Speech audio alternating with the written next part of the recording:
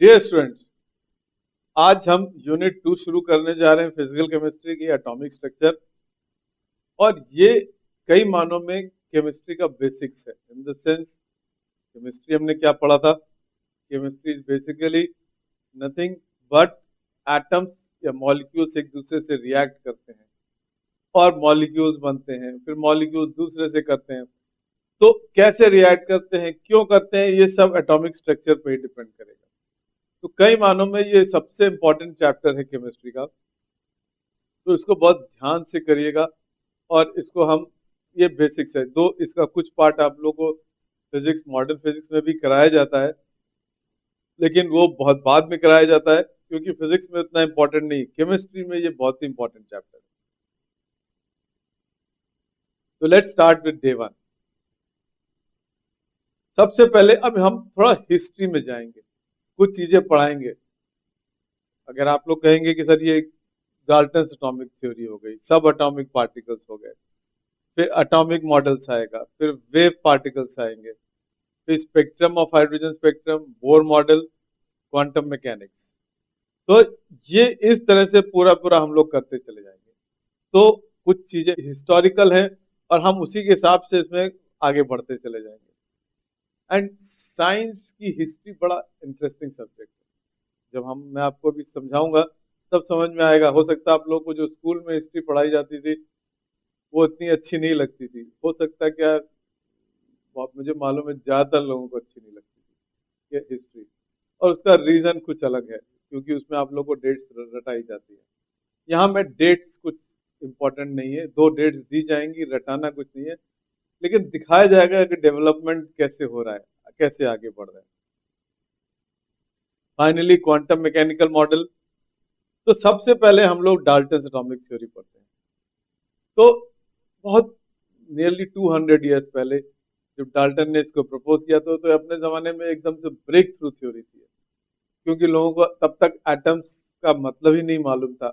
तब तक लोग कुछ और सोचते थे। तो डाल्टन ने बोला कि एटम्स सबसे छोटे, मतलब अटोमियो, मतलब इसको हम ब्रेक नहीं कर सकते। तो डाल्टन के 4 पॉस्टुलेट्स है कि जितना भी मैटर है वो एटम से बनता है और उसको हम फर्दर डिवाइड नहीं कर सकते। दूसरा पॉइंट, ऑल एटम्स जो है सब आइडेंटिकल मास के होते हैं, एक पर्टिकुलर एलिमेंट के, और डिफरेंट एलिमेंट्स के डिफरेंट मास के होते हैं। तीसरा, एटम्स एक दूसरे से जब कंबाइन करते हैं तो एक फिक्स रेशियो में कंबाइन करते हैं तो मॉलिक्यूल बनता है या कंपाउंड बनता है। और चौथा, atoms can not be created और डिस्ट्रॉयड।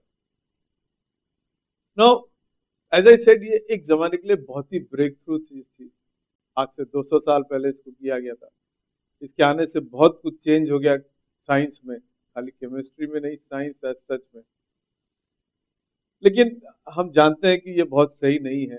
अगर हम देखेंगे तो ये बहुत ज्यादा सही नहीं है। हर चीज, all points are not correct, right? Let's see कैसे। तो पहले तो हम, as usual I said, success देखनी चाहिए। तो अब हम डिस्कस करते हैं success and failures of Dalton atomic theory. Now success, जो सबसे बड़ी सक्सेस थी कि लॉज ऑफ केमिकल कॉम्बिनेशन उन्होंने एक्सप्लेन कर दिया, प्लस बहुत सारी और चीजें जो उस टाइम में सही थी एक्सप्लेन कर दी। अब फेलियर्स, ठीक है, वी शुड नो कि क्या क्या प्रॉब्लम्स थी। लेट्स डिस्कस दैट, उसको भी ब्रीफली। कि हमको मालूम है कि atoms can be divided further. आपने पढ़ा होगा इलेक्ट्रॉन्स, प्रोटॉन्स, न्यूट्रॉन्स, लेकिन शायद आपको ये नहीं मालूम होगा कि देयर आर नोन 34 सब एटॉमिक पार्टिकल्स। एक दो तीन नहीं, 34। एंड द लास्ट वन जो डिस्कवर, प्रिडिक्ट किया था, प्लस उसको किया था हिग्स बोसॉन, जिसको बोलते हैं, जो गॉड पार्टिकल भी बोलते हैं, जिसने बहुत वेव्स या क्रिएट्स करी थी न्यूज। खैर वो अलग बात है। नेक्स्ट, आइडेंटिकल मास, ये होता नहीं है, हमको मालूम है आइसोटोप्स, आइसोबार्स होते हैं, तो इसलिए ये भी सही नहीं है। Atoms combine in fix ratio two form compound, ये भी बहुत ट्रू नहीं है। आपको मालूम है इन्होंने बोला था क्योंकि अगर हम ऑर्गेनिक कंपाउंड देखेंगे तो सिंपल रेशियो नहीं होता है, फिक्स्ड रेशियो होता है बट सिंपल रेशियो नहीं होता। डाल्टन ने उसको सिंपल रेशियो बताया था। And atoms can be created and destroyed, nuclear chemistry या न्यूक्लियर रिएक्शंस में आपको मालूम है, फिजन और फ्यूजन में, बट वो बहुत रेयर होते हैं। तो इसलिए केमिस्ट्री जहां तक है, atoms are still very important, क्योंकि एटम्स की फिर डेफिनेशन क्या हो जाएगी, स्मॉलेस्ट पार्ट भी नहीं है, तो कायदे से हम बोलेंगे कि एटम्स आज की तारीख में है the smallest particle which can take part in chemical reaction. That is the definition of atom. चलिए अब हम हिस्ट्री में आगे बढ़ते हैं। डाल्टन ने किया, उसके बाद क्या हुआ, अराउंड 1850s में, 50 साल बाद ये एक्सपेरिमेंट कोई कर रहा था। तो उसने क्या देखा कि अगर इस तरह से ट्यूब में हम इलेक्ट्रिसिटी पास करते हैं तो यहाँ पे एक फ्लोरेसेंस लाइट आ जाती है फॉस्फर कोटिंग, क्योंकि ये कैथोड से रेस निकल रहे थे और इस पे आ रहे थे, तो इसका नाम कैथोड रेस रख दिया गया। एंड ये करीबन 1856-57 में डिस्कवर किया गया था, लेकिन क्यों हो रहा है, कैसे हो रहा है, इसको कोई नहीं समझा पाया था। बाद में 20-30 साल भी फिर लोगों ने एक्सपेरिमेंट किए, समझ में आया क्या है क्या नहीं है, देन इसके ऊपर और डिटेल में आया। एंड लेट अस सी कि एक साइंस के हिसाब से कैसे प्रोग्रेस होती है, हम लोग कैसे आगे बढ़ते हैं। फिर क्या हुआ कि अराउंड 1890s के आसपास उस पर लोगों ने डिटेल में एक्सपेरिमेंट करने शुरू किया। जो पहला एक्सपेरिमेंट किया था कि यहाँ पे पॉजिटिव प्लेट लगा दी, यहाँ पे नेगेटिव प्लेट लगा दी, तो क्या देखा गया कि ये जो है पॉजिटिव की तरह टर्न हो रहा है। तो इसका मतलब क्या हुआ कि ये जो रेज हैं या पार्टिकल्स हैं जो भी निकल रहा है उसमें नेगेटिव चार्ज है। तो पहला इन्फ्लुएंस ये निकला। देखिए ये इसलिए इम्पोर्टेंट है क्योंकि आप लोग भी कुछ लोग साइंस ज्वाइन करेंगे, साइंस प्योर साइंसेस करेंगे, एक्सपेरिमेंट्स करेंगे, तो कैसे हम स्टेप बाय स्टेप आगे बढ़ते हैं किसी चीज को एनालाइज करने में जिसके बारे में हमको कुछ नहीं मालूम है। कैथोड रेस थी, कुछ नहीं मालूम था, पहला हमने क्या किया एक्सपेरिमेंट, पता चला ये निगेटिव है, पॉजिटिव की तरफ टर्न कर रहा है। दूसरा क्या किया एक्सपेरिमेंट कि यहाँ पे एक ऑब्जेक्ट रख दिया गया, ये देख रहे हैं मेटल का एक क्रॉस रख दिया गया। अब क्रॉस क्यों रखा, क्योंकि क्रिश्चियंस में क्रॉस थोड़ा सैक्रेड माना जाता है, कोई भी शेप आप रख सकते थे। तो क्या देखा गया कि उसकी शैडो बन रही है और शैडो एग्जैक्टली सेम है, ऑब्वियसली बड़ी है बट एग्जैक्टली सेम प्रोपोर्शन में। तो इससे क्या इन्फ्लुएंस निकलता है, इससे एक बहुत सीधा इन्फ्लुएंस निकलता है कि cathode rays travel in straight line. Like light bulb आप रखिए, उसके सामने आप खड़े हो जाइए तो आपका एक बहुत बड़ा सा दिखाई देगा, तो light travels in straight line आ जाएगा। तो ये दूसरा इन्फ्लुएंस निकला। तो अब धीरे धीरे उसको डिकोडिंग शुरू करी गई। तीसरा ये बहुत ही इंटरेस्टिंग एक्सपेरिमेंट किया गया। क्या किया गया कि कैथोड रेज यहां से निकल रही हैं, इधर जा रही हैं एनोड की तरफ, बीच में एक व्हील रख दिया गया, ठीक है। और जब कैथोड रेज आई तो ये व्हील इस तरह से मूव होने लगा। अब ये बहुत इंपॉर्टेंट था क्योंकि अभी तक इनको हम लोग वेव समझ रहे थे, और वेव के पास मास नहीं होता है, मोमेंटम नहीं होता है, राइट। तो क्या समझा गया कि हाँ इसके पास मास या मोमेंटम नहीं है।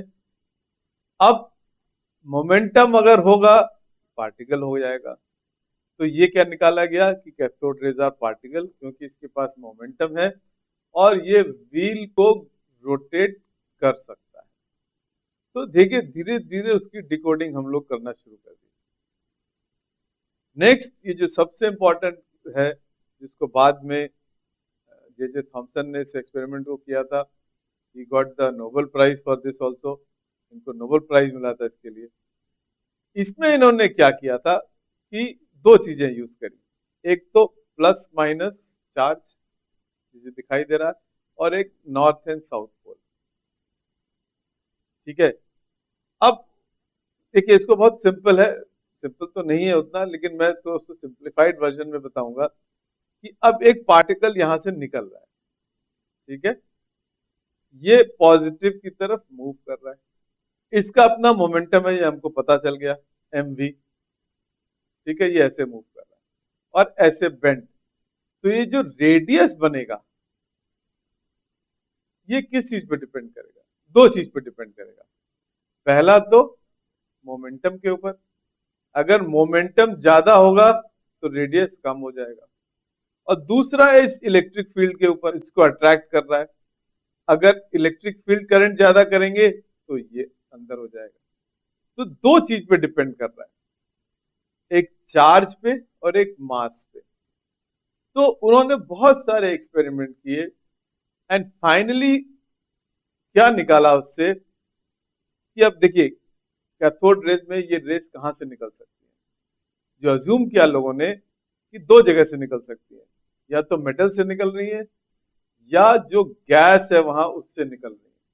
तो अगर ये गैस से निकल रही है तो ये अज्यूम किया गया कि गैस एक प्लस है, गैस में माइनस है। तो जब हाई वोल्टेज लगा जो यहाँ लग रहा है, ये प्लीज अंडरस्टैंड, जिससे कैथोड रेज बन रही है, तो निगेटिव इधर चला गया, पॉजिटिव उधर चला गया। तो अब इन्होंने क्या किया, गैसेस डिफरेंट डाली, अलग अलग गैस से किया, अलग अलग मेटल से किया, जितने भी एक्सपेरिमेंट किए, तो उन्होंने क्या देखा कि जो हमारा चार्ज बाय मास रेशियो है कैथोड रेज का वो कांस्टेंट है। तो ये एक बहुत ही ब्रेक थ्रू एक्सपेरिमेंट था, जिससे उन्होंने अज्यूम किया कि मतलब कुछ पार्टिकल्स हैं हर एटम के अंदर जो निगेटिव चार्ज है और उनका मास भी कांस्टेंट है, चार्ज भी कांस्टेंट है और मास भी कांस्टेंट है। तो बाद में उसका नाम इलेक्ट्रॉन्स रख दिया गया। तो बेसिकली कैथोड रेज कुछ नहीं है, इलेक्ट्रॉन्स ही है, लेकिन प्लीज अंडरस्टैंड इसको निकालते निकालते 1850 से 1901-2 के आसपास से खत्म हुआ था एक्सपेरिमेंट, जब जे थॉमसन ने किया था। तो it took 50 years to know कि एटम्स में इलेक्ट्रॉन्स होते हैं, बल्कि एक्चुअली 100 इयर्स। लेकिन आजकल आप लोग को जूनियर क्लासेस में पढ़ा दिया था कि इलेक्ट्रॉन्स होते हैं, प्रोटॉन्स होते हैं। ठीक है, नॉलेज है, लेकिन देखिए कितना डिफिकल्ट था एक टाइम में साइंस को कैसे डील किया जाता था। तो जे थॉमसन ने बाद में इस तरह से फॉर्मूला निकाला, E by M is equal to E by pi E by B square. E जो आपकी इंटेंसिटी ऑफ इलेक्ट्रिक फील्ड हो गई, आर रेडियस हो गया, B intensity of magnetic field हो गई। और उन्होंने प्रूफ किया कि ई बाय एम रेशियो हरदम कांस्टेंट रहता है, कोई मटेरियल ले लें, चाहे प्लेट्स में, चाहे गैस में, या कुछ भी, मतलब एक कोई पार्ट है जिसका नाम इलेक्ट्रॉन रख दिया गया जो ये करता है। ध्यान रहे अभी इन्होंने मास नहीं निकाला है और चार्ज भी नहीं निकाला है, ठीक है, केवल ई बाय एम रेशियो निकाला है। लेट अस सी आगे कैसे चलते हैं हम लोग, साइंस फिर कैसे प्रोग्रेस करती है। और ई बाय एम रेशियो का ये उन्होंने निकाल दिया था, that was done by J Thomson.